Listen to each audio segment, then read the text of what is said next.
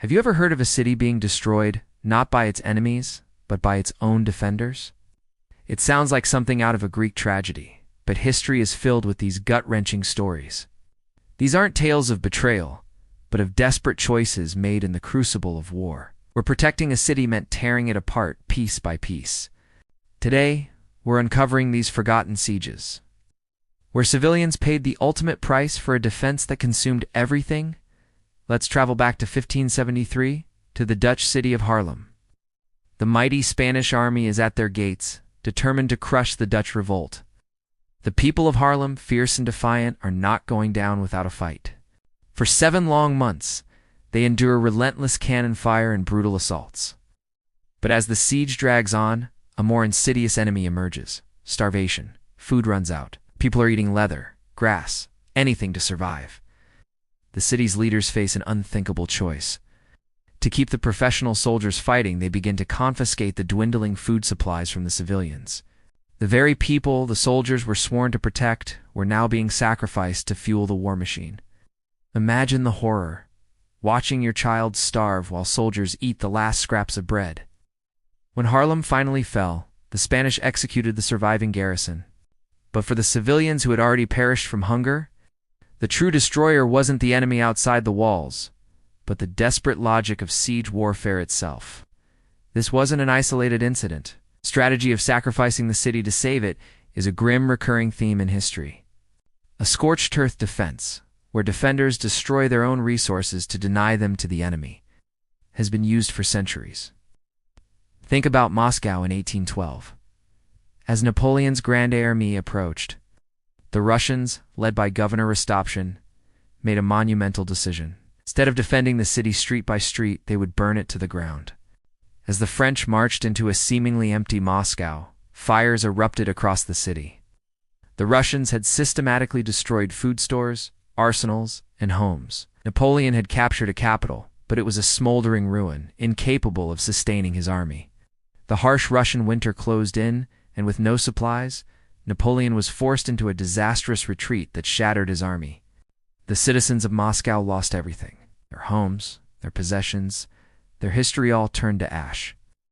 But in doing so, they crippled the most powerful army in Europe and saved Russia. Was it worth it? For the individual who watched their life's work go up in flames, the answer must have been agonizingly complex. Let's shift our focus to a different kind of self-destruction. One born not from a grand strategy, but from internal chaos. Picture the siege of Jerusalem in 70 AD. The Roman legions, under the command of Titus, have the city surrounded. But inside the walls, a brutal civil war is raging. 3 different Jewish factions are fighting each other for control, each claiming to be the true defender of the city.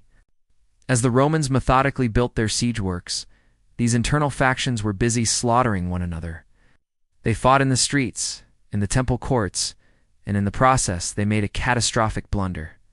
In their vicious infighting, they destroyed the city's vast grain stores, enough food, according to the historian Josephus, to have lasted for years. They burned their own lifeline. When the Roman siege tightened its grip, starvation set in with a terrifying speed. The defenders, who had been so busy killing each other, were now too weak to fight the Romans. The city was doomed not just by Roman might, but by its own self-inflicted wounds. The very zealots who claimed to be Jerusalem's saviors were the architects of its starvation and downfall. These stories force us to ask a difficult question. What is a city? Is it the walls, the buildings, the streets? Or is it the people who live within them? During the siege of Saragossa in 1809, during the Napoleonic Wars, this question was answered in blood. The Spanish defenders and civilians fought the French with unparalleled ferocity. They turned every house into a fortress, every street into a battlefield. They fought from room to room, house to house. To stop the French advance, the defenders would blow up their own buildings, creating barricades of rubble and burying both attackers and defenders alive. They systematically demolished parts of their own city to create kill zones. The result was one of the most brutal urban battles in history. Over 50,000 people died, the vast majority of them civilians, not from French bullets, but from disease and starvation caused by the horrific conditions of the siege they helped create. They saved Saragossa from quick capture, but left a charnel house in its place. The defense became a form of self-immolation. These tragedies are a stark reminder that in war, the lines between friend and foe, savior and destroyer, can become horrifyingly blurred. The defenders of Haarlem, Moscow, Jerusalem, and Saragossa all believed they were doing what was necessary to protect their homes. Yet their actions led to the devastation of the very thing they cherished. They show us that the cost of defiance can sometimes be total self-destruction.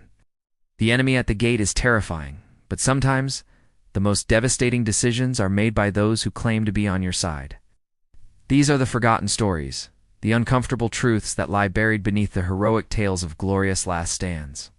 They remind us that the first casualty of war is often innocence, and the second is sometimes the city itself, consumed by its own defense. History is filled with these complex and often heartbreaking lessons. By remembering them, we honor the civilians who were caught in these impossible situations and gain a deeper, more somber understanding of the true cost of conflict. Thank you for joining me on this journey into the darker side of history. If you found this story compelling, please like, share, and subscribe for more deep dives into the past. See you next time.